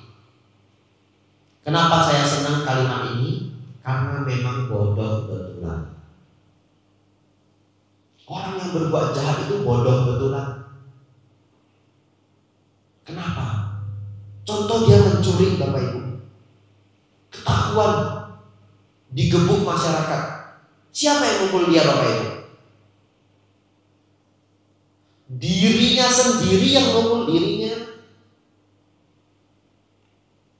Siapa yang memutuskan untuk mencuri? Jadi dia yang mukul dirinya sendiri. Kenapa? Ya sudah otomatis. Kalau ngambil barangnya orang itu dipukul kalau di Indonesia, betul ya? Iya. Kalau di Thailand itu mencuri di pasar, ditangkap, diikat di tiang listrik. Ibu-ibu ini mukul pakai sapu. Ini beneran. Berarti kenapa ibu-ibu yang mukul? Biar nggak mati. Bapak-bapak yang mukul mati, bapak ibu ya. Iya. Orang yang kerja baik-baik, lalu nyuri uang perusahaan, dipecat secara tidak hormat masuk koran. Siapa yang sebenarnya menjatuhkan dirinya? Diri sendiri. Perusahaan itu kan sistem, betul ya? Gak ada yang salah. HRD berarti enggak. HRD ada itu SOP. HRD ada SOP, dia hanya bekerja sesuai dengan tanggung jawabnya. Itu adalah sistem. Jadi sebenarnya yang menjatuhkan dirinya sendiri adalah dirinya sendiri. Apalagi kalau kita mengerti hukum karma. Sekarang kita mengerti hukum karma. Ini gak ada yang dia masuk kantor. Bodoh enggak Bapak Ibu? Bodoh. Itu sama dengan mukul diri sendiri. Kalau orang mengerti dharma, gak ada yang lihat, gak ngerti. Kenapa? Ngapain saya bodoh? Kalau Bapak Ibu kesal sama orang, rusakin aja mobilnya. Bodoh gak? Bodoh. Bodoh sekali. Kenapa Bapak? Zaman sekarang ada CCTV, mampus kita. Nggak usah cerita karma dulu ya. Karma nomor 2 lah. CCTV dulu. Habis reputasi seumur hidup. Ada nggak kemarin orang naik Mercedes-Benz nyuri coklat? Habis nggak reputasinya? Karena coklat 15.000 coba. Gak tahu harganya berapa, saya lebih kurang. Karena coklat beberapa belas ribu, habis reputasi. Bodoh atau pinter Bapak Ibu? Bodoh. Jadi Bapak Ibu Saudara, hukum karma itu seperti CCTV, ada di mana-mana. Saya nonton video lucu, nggak tahu beneran atau acting, nggak tahu. Ada pencopet mau nyuri dompetnya orang, sudah ambil, ada CCTV. Dia minta maaf sama CCTV. Ya, pernah nonton ya, nggak tahu acting atau enggak, mana CCTV kita Bapak Ibu ke situ ya. Maaf. Terus dompetnya dia lempar ke lantai, panggil orang. Thank you. CCTV. Tapi CCTV itu zaman sekarang. Sedangkan Sang Buddha memberitahu kita ada yang namanya hukum karma, lebih mengerikan dari CCTV. Ya, jadi kalau Bapak Ibu kesel sama orang, benci sama orang, ini yang paling penting. Jadi ini yang saya sampaikan. Ingat karanya meta sutta. Janganlah karena marah dan benci mengharapkan orang lain celaka. Marah boleh, curhat ke keluarga, curhat ke teman baik, tapi jangan mencelakakan orang. Ya, karena kalau kita begitu mencelakakan orang, kita orang bodoh. Ambil gelas mukul kepala sendiri, sebodoh itulah kita. Ya, ingat baik-baik Bapak Ibu, kita jadi orang pintar. Kita jadi orang pintar. Saya nggak bisa menceritakan lebih banyak, panjang bisa saya cari ceritanya. Orang yang hancur karena berbuat jahat. Yang paling bagus kemarin namanya Yurin. Ya, namanya Yurin, depannya saya lupa, saya harus baca lagi. Aduh sayang, sudah nggak ada besok. Ya, kalau ada besok tak cariin ceritanya. Sangat bagus. Ya. Namanya Yurin apa ya, orang Rusia Bapak Ibu. Dia mengganggu seorang biasa. Siapa yang pernah dengar ceritanya? Nggak ada ya? Baik. Dia mengganggu seorang biasa Bapak Ibu. Saya cerita ini di Sydney, cari rekamannya. Aduh apa namanya? IBS, Indonesia Buddhist Society. Ya. Bapak Ibu Saudara, tapi nanti saya akan ceramah ceritanya lagi di hal lain. Jadi nanti akan ada rekamannya. Ya. Bapak Ibu Saudara, Urim dia bawa bodyguard entah 4 orang, entah 6 orang. Dia ketemu satu orang biasa. Nah katanya nggak saya ceritain, malah saya ceritain. Tapi ini yang nggak lengkap penuh ya, seingat saya aja. Jadi nama-namanya apa nggak pas. Lanjut Bapak Ibu ya. Nah, pria ini ketemu orang biasa sama supirnya. Dia bawa bodyguard 6 orang. Orang bawa bodyguard 6 orang, orang besar nggak Bapak Ibu? 1 aja orang besar, 6 Bapak Ibu. Dan dia siapa? Dia adalah direktur muda, ya dia mewarisi warisan keluarga. Dia direktur muda untuk 6 bank di Rusia. 6. Ayahnya adalah pensiunan ketua intelijen. Kalau di Indonesia BIN, Badan Intelijen Negara. Dan ketika ayahnya berkuasa, ayahnya mencari segenap koneksi sampai hari ini dia bisa sekaya itu dengan perusahaan 6 bank. Berarti selama dia berkuasa, semua orang yang penting di negara itu udah jadi kawannya Bapak Ibu. Harusnya tidak ada satu manusia pun di Rusia yang bisa nyentuh dia. Betul ya? Orang sekuat ini loh. Harusnya udah nggak ada yang bisa ngelawan dia. Ini kisah nyata Bapak Ibu ya, nggak fiksi ya.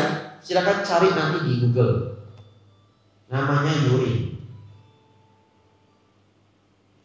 Orang biasa ini Bapak Ibu hampir senggolan mobil dengan dia nggak senang, dia minta bodyguardnya hancurin orang itu.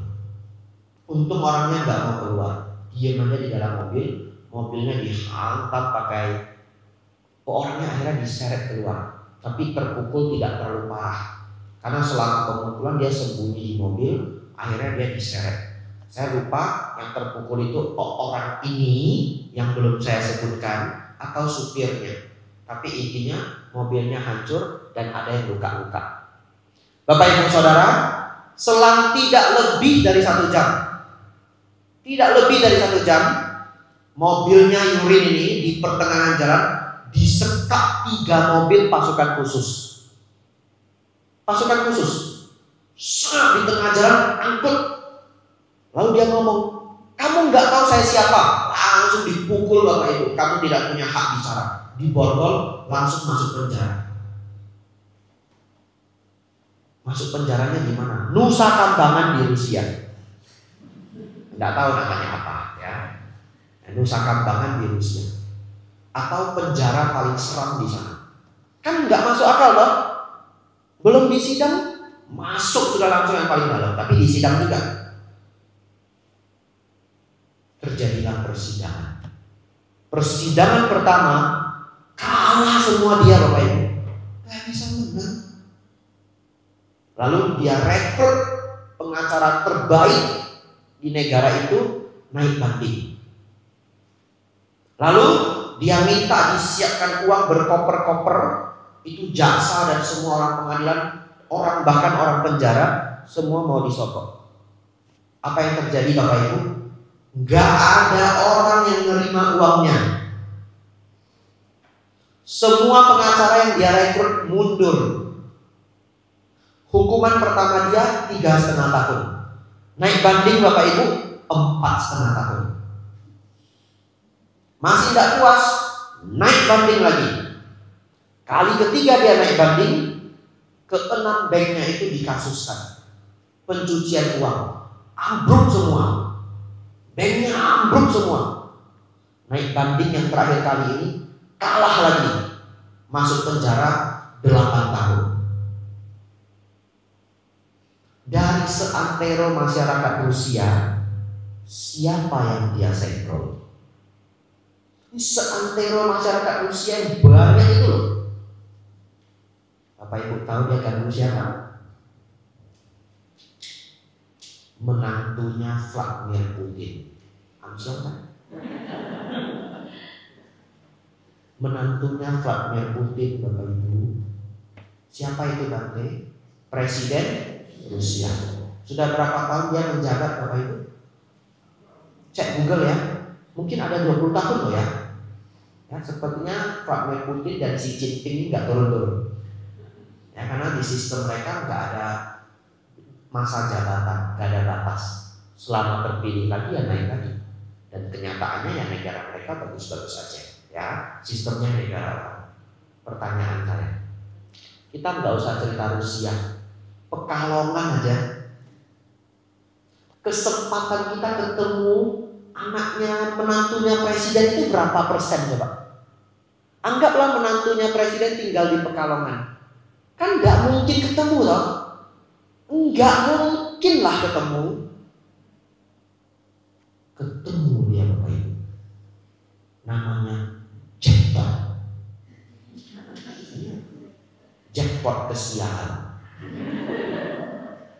Dan dia berpikir, kenapa dia berani hancurin orang itu? Bapak Ibu tahu kenapa? Karena orangnya tidak bawa bodyguard. Dan dia berpikir, di negara ini orang yang tidak bawa bodyguard tidak mungkin menang lawan saya. Ngerti tidak maksudnya? Kalau anaknya menteri bawa bodyguard kan? Ya minimal 1 atau 2. Betul ya? Jadi kalau orang bawa bodyguard walaupun 1 walaupun 2, mungkin dia nggak mau separah itu. Tapi ini orang cuma bawa supir. Dia bawa bodyguard 6. Di Indonesia aja saya nggak pernah ketemu umat bawa bodyguard 6. Beneran? Kalau 2 pernah. Beneran? Kalau 2 pernah. Umat juga datang ke wihara Mendut, bodyguardnya 2. Berstatus lagi. Statusnya apa nanti nggak boleh tahu. Ada rekaman. Ya. Hati-hati ada rekaman. Tapi 2 yang jaga orang ini, umat Buddha kita sendiri. Yang 2 ini berstatus. Anda ngerti lah kata berstatus ya. Ada rekaman. Jadi Bapak Ibu, bodyguard 2 saya pernah ketemu. Iya. Oleh karena itu Bapak Ibu, saya ingat kata-kata Bhante Panyawaro. Beliau selalu mengatakan, janganlah meremehkan kebaikan walaupun kecil.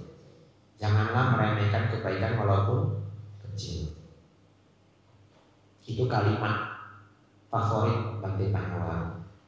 Malam hari ini saya tambahkan, jangan meremehkan kejahatan walaupun kecil. 6 bank itu bisa habis semua. Cari ceritanya yang seru, namanya Yurin, kisah nyata. Itu nomor 66 Bapak Ibu ya.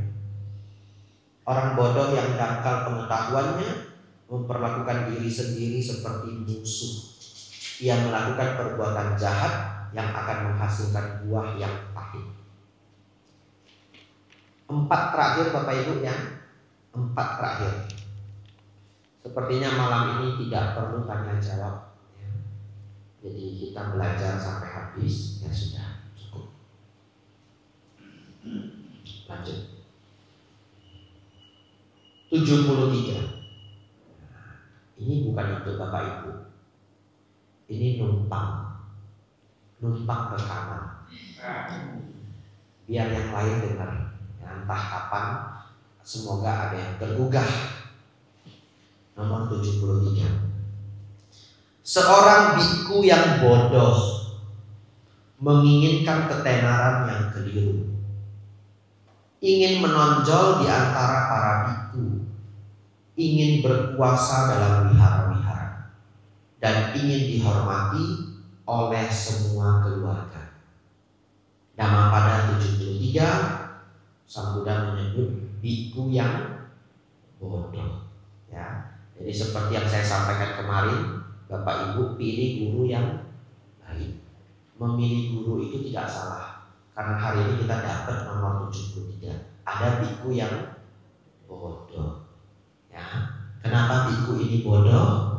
Mau ketenaran, mau menonjol di antara para biku lain, mau berkuasa di wihara-wihara, ingin dihormati semua keluarga.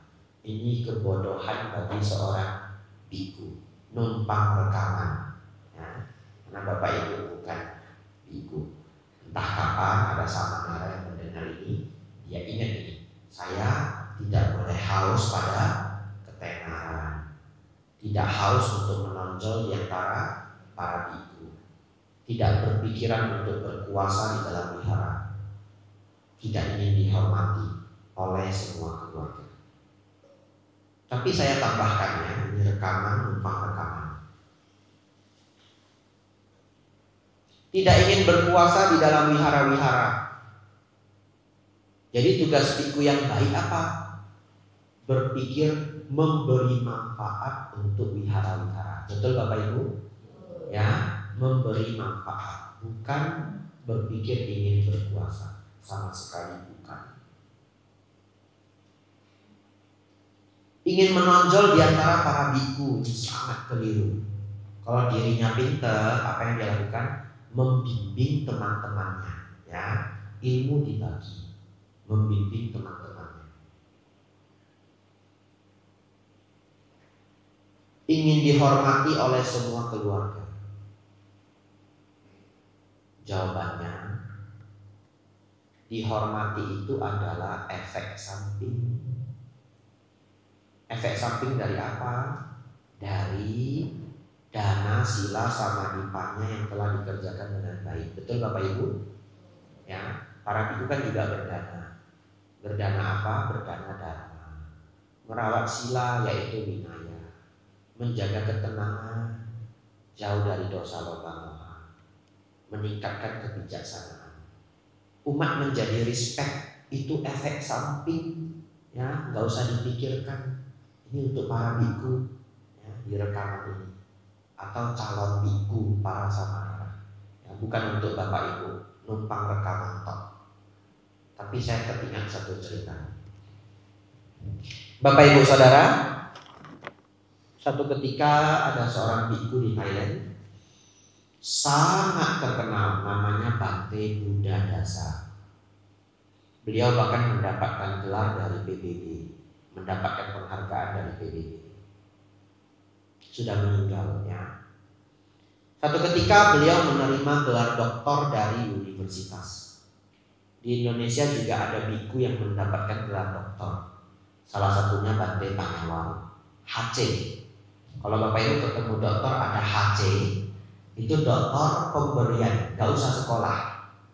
HC, honoris causa. Bapak Ibu Saudara, Bante Buddhadasa mendapatkan doktor HC yang ke-8. Yang ke-8.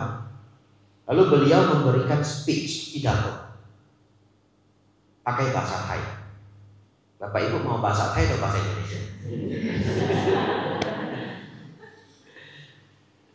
Lalu beliaunya ngasih anusasana atau speech begitu ya. Beliau bilang begini, orang yang sangat belak-belakan. Beliau orang Tionghoa Thailand, ya, orang Tionghoa Thailand.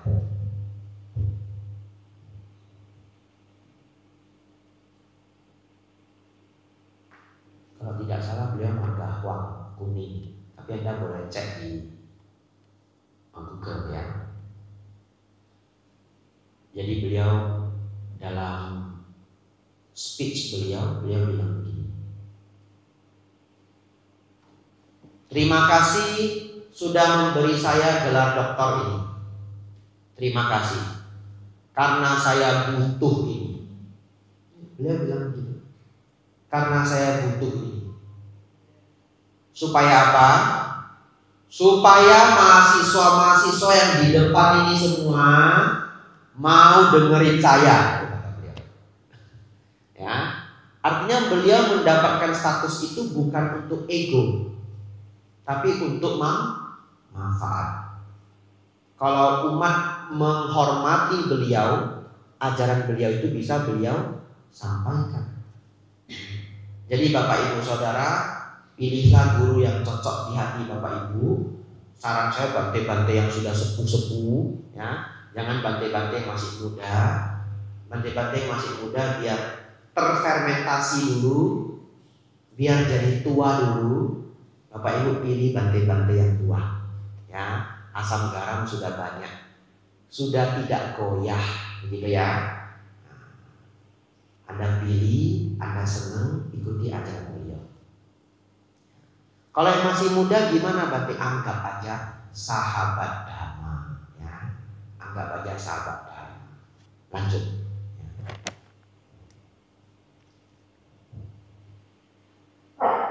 76, panjang sekali ini. Sudah ada beberapa yang ngantuk Bapak Ibu ya. Semakin Anda ngantuk, semakin panjang malam terasa. Syair ke-60 ya. Malam terasa panjang bagi orang yang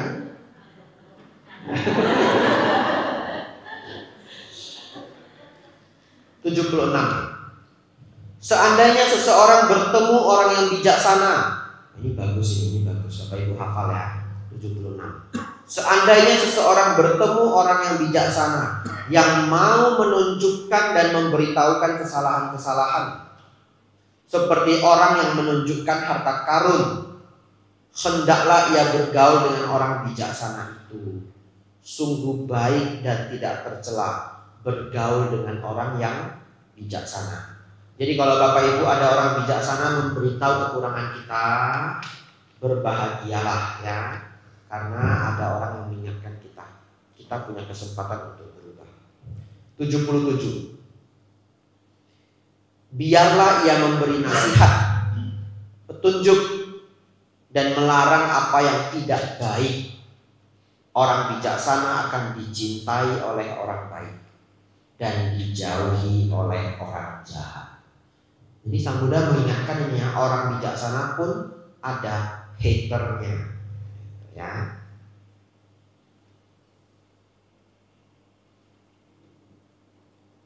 Tinggal satu, nomor 80. Mau pulang jam berapa Bapak Ibu? Jam 9, 15 menit lagi. Ada yang mau bertanya? Tidak ada? Bagus, tidak ada. Cepat pulang ya. Ada yang nanya? Baik, tidak ada yang nanya. Saya tutup syair ke-80 ya.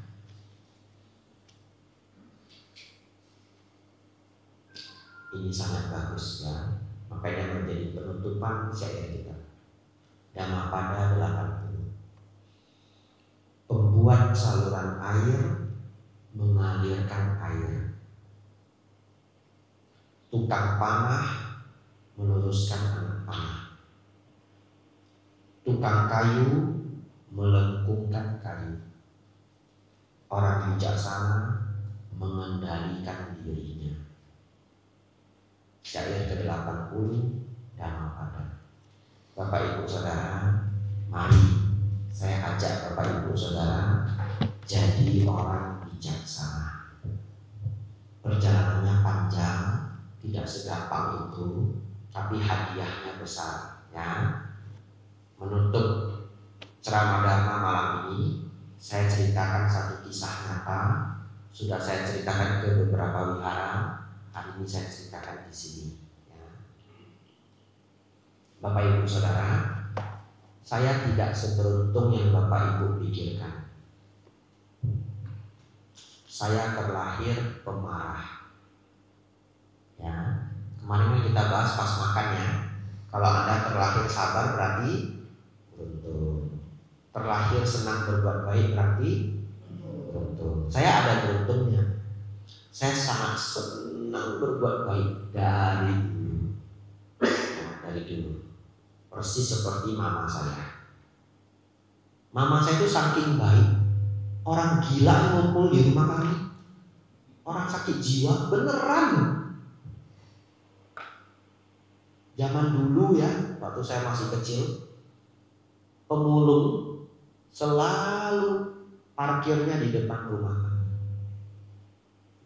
Istirahat, cuci badan, ada selang di depan, ada air. Lalu mereka mau jam berapa? Dulu saya nggak ngerti loh. Sekarang saya jadi ngerti. Bagaimana kenapa semuanya ngumpul di rumah kami. Mama saya beneran baik. Sekarang saya baru ngerti. Karena dulu masih anak muda, enggak ngerti. Jam berapa saja mama saya itu bisa diteriakin pemulung. Nyonya, nyonya. Mama saya keluar minta air. Beneran? Mama saya bawain air 1 ceret itu. Mereka minum gini, nggak pakai gelas. Kasih temannya. Sekarang saya baru sadar. Mama saya sering loh, dia lagi tidur loh Bapak Ibu. Bangun loh dia. Nggak marah loh dia. Bawain air. Orang sakit jiwa datang Bapak Ibu. Dapat duit, dapat kue. Ngumpul semua di rumah kami. Lalu pernah orang gilanya saking seneng sama mama saya. Nyonya, kan kita akrab ya. Itu karena kita sama-sama gila. Gitu. Beneran. Lalu mama saya dengan baik hatinya bilang, iya kita sama-sama gila. Saya sering dulu gangguin mama saya. Entah apa jodohnya mama ini. Orang sakit jiwa di sekitar rumahnya ngumpul di tempat kami. Ada orang sakit jiwa lucu Bapak Ibu. Ini beneran, udah gak ketemu sekarang. Setiap hari datang ke rumah kami. Setiap hari. Ini saya belum jadi biku ya. Papa saya kasih gopek 500 rupiah setiap hari. Kalau datang gopek, minta gopek. Gopek banyak enggak Bapak Ibu? Bagi orang sakit jiwa yang banyak. Kenapa? Dia bisa beli nasi. Mau dia orang gila? Dia datang ke rumah makan pakai gopek itu apa aja dia bisa beli. Percaya enggak? Ya kan? Iya. Nasi padang beli bang, gopek. Dikasih enggak dia nasi padang? Kasih. Dan saya nggak tahu kalau di Pekalongan. Kalau penjual makanan di Medan itu hampir semuanya baik. Mau suku apa aja semuanya baik. Ya, saya masih percaya kalau Anda datang ke kota Medan beneran lapar, masuk ke rumah makan bilang beneran saya nggak ada uang, boleh nggak makan dulu? Kapan-kapan saya ganti, dikasih makan. Ini kepercayaan saya. Jadi orang sakit jiwa gopek nih, dapat nasi. Dia pengen makan apa coba? Mie pangsit, gopek kasih. Kalau nggak mau dikasih gimana? Duduk dia di sana. Nah, yang punya rumah makan gelisah juga. Bapak Ibu mau makan mie pangsit, nampak ada orang sakit jiwa di depan, balik nggak Bapak Ibu? Balik. Ini gopek. Lalu Bapak Ibu Saudara, pernah bapak saya nggak sediain gopek, datang dia minta gopek, kasih 1.000, ngamuk dia Bapak Ibu. Nggak mau dia 1.000, maunya gopek, sakit jiwa betulan. Sudah teruji dia. Lama loh di dekat rumah kami, lama loh ibu itu. Ya, saya dengar sudah meninggal, atau mungkin sudah lari entah kemana. Bapak Ibu Saudara, saya kok jadi cerita ini? Apa backgroundnya saya jadi cerita ini? Oh cerita. Jadi orang bijaksana Bapak Ibu ya. Ya baik. Jadi saya cerita, saya lahir kurang beruntung. Saya pemarah, ya. Marah. Dulu ngobrol dengan orang tua aja yang bisa bergaduh, kalau bahasa Medannya bisa bergaduh. Lalu saya belajar Dharma. Senang baca buku Ajahn Brahm, buku Ajahn Chah, buku-buku terbitan Ehipasiko, banyak yang saya baca. Pergi ke wihara Masampati, nyari perpustakaannya, ITBC di Kota Medan ada ITBC ya. Indonesia Theravada Budi Center. Cari buku di sana, sering ada buku gratis. Ambil baca. Ke Gramedia buku yang bayar beli. Bahkan karena teman saya tahu saya suka baca buku Dharma, ulang tahun saya dikasih buku Dharma 1,5 tahun. Satu ketika pagi-pagi Bapak Ibu, saya sudah kemejaan mau pergi ke kampus. Biasanya saya kuliah malam. Saya kuliah malam, pagi kerja, malam kuliah. Saya sangat suka bekerja, workaholic, senang, memang senang. Ya, Ya, memang sangat senang. Nah, jadi waktu itu saya dapat kelas pagi, biasanya karena ada kelas yang ketinggalan atau apa saya lupa. Udah kemejaan, udah rapi semua Bapak Ibu. Lewatlah saya, naik motor, pakai helm, jalan. Di Kota Medan ada kebiasaan warga senang nyiram air paret ke jalan. Di Pekalongan ada enggak? Ada juga ya. Ini siram. Jadi pagi-pagi Bapak Ibu Saudara, saya naik motor, ada penjual warung kopi, dia lagi nyiram air paret, disiram ke jalan. Ya, untuk apa kalau ada yang penasaran? Supaya debu tidak terbang Bapak Ibu. Ya, tapi itu nggak pinter Bapak Ibu. Sekarang yang terbang apa? Bakteri dan virus kuman. Ya, saya mending milih debu daripada bakteri virus kuman. Ya, tapi ya sudahlah. Bapak Ibu Saudara, saya lewat Bapak Ibu, ibu atau bapaknya sepertinya ya, dengan penuh semangat dia siram. Saya lewat Bapak Ibu, kena saya semua, satu badan loh. Airnya hitam loh. Iya, yang kental-kental itu beneran. Untung saya pakai helm. Kalau enggak untung saya pakai helm. Ada full, ada half face tapi saya tutup gitu. Ya, kalau enggak bisa tak ceritain rasanya. Tapi karena saya nggak makan, saya nggak tahu rasanya. Ya, jadi jelas kena semua. Karena kecepatan saya cukup tinggi, warungnya di sini, saya udah lewat. Lalu saya balik. Ya. Begitu saya balik Bapak Ibu, suami istri berdua langsung lari ke depan. Bang, maaf bang, maaf. Beneran? Anjali mereka Bapak Ibu. Bukan Buddhis mereka dan belum masa Covid. Ya, kalau masa Covid orang kan pinter anjali. Jadi itu udah kayak gestur yang kayak maaf, beneran maaf, semaaf-maafnya. Udah anjali mereka. Wah, maaf, maaf. Saya balik Bapak Ibu. Balik, jalan. Tepat di sebelah mereka, saya klakson Bapak Ibu. Tin, kasih tangan. Cuma nggak ada suaranya. Kalau ada suaranya, tin, ora popo. Gitu ya. Iya. Tin.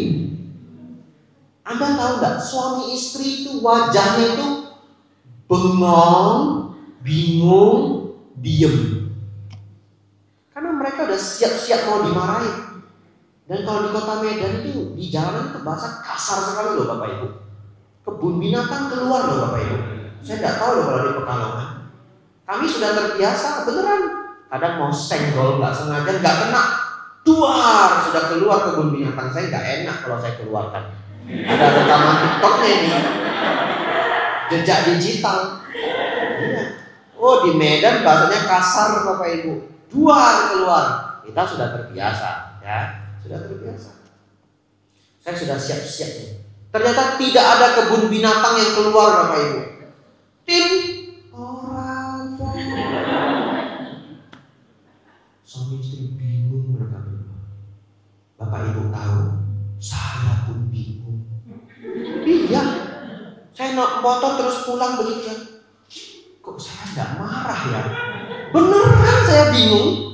Lalu saya mikir, apa yang membuat saya nggak marah?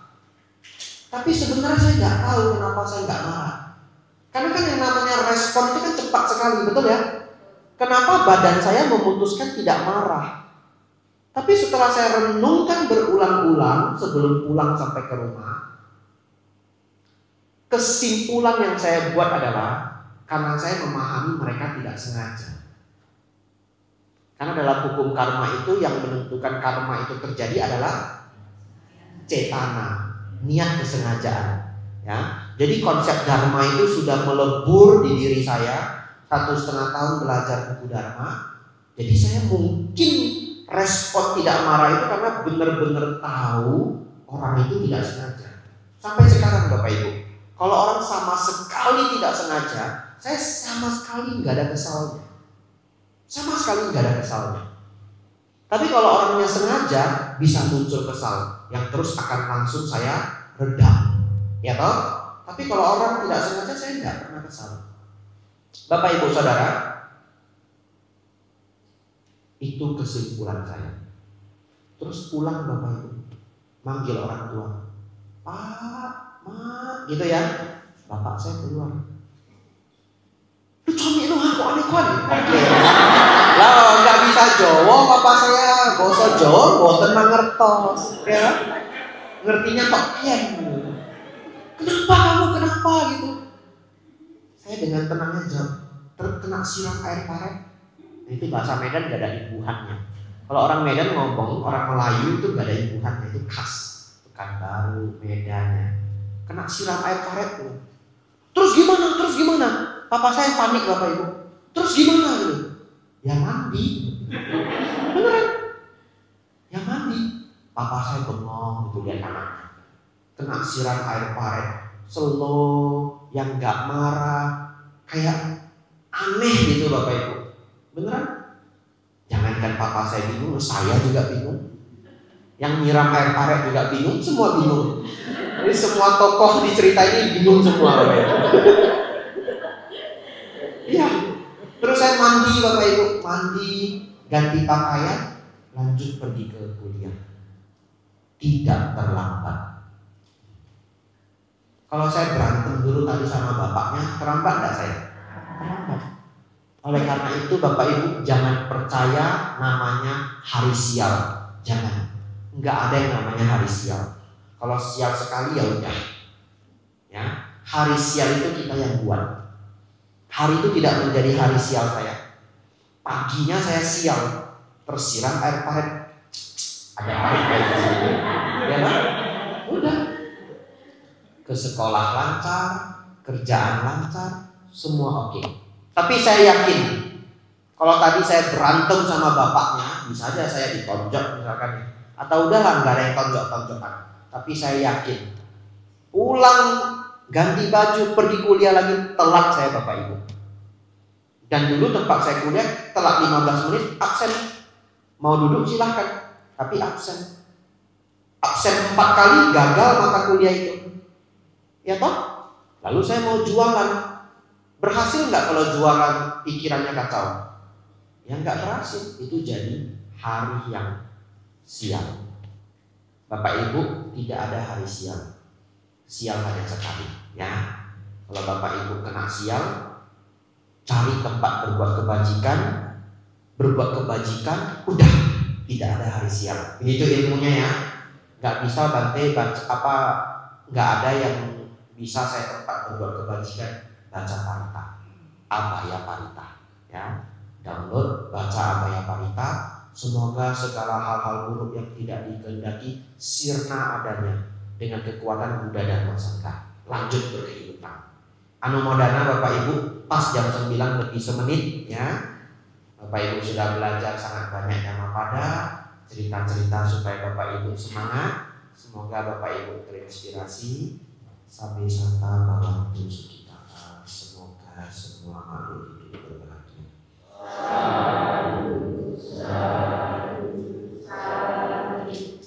Apa selanjutnya?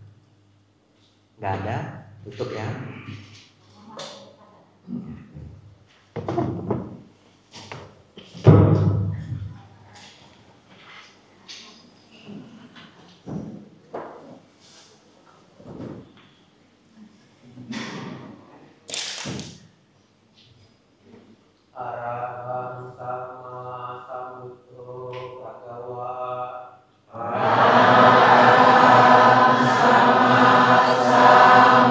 Yo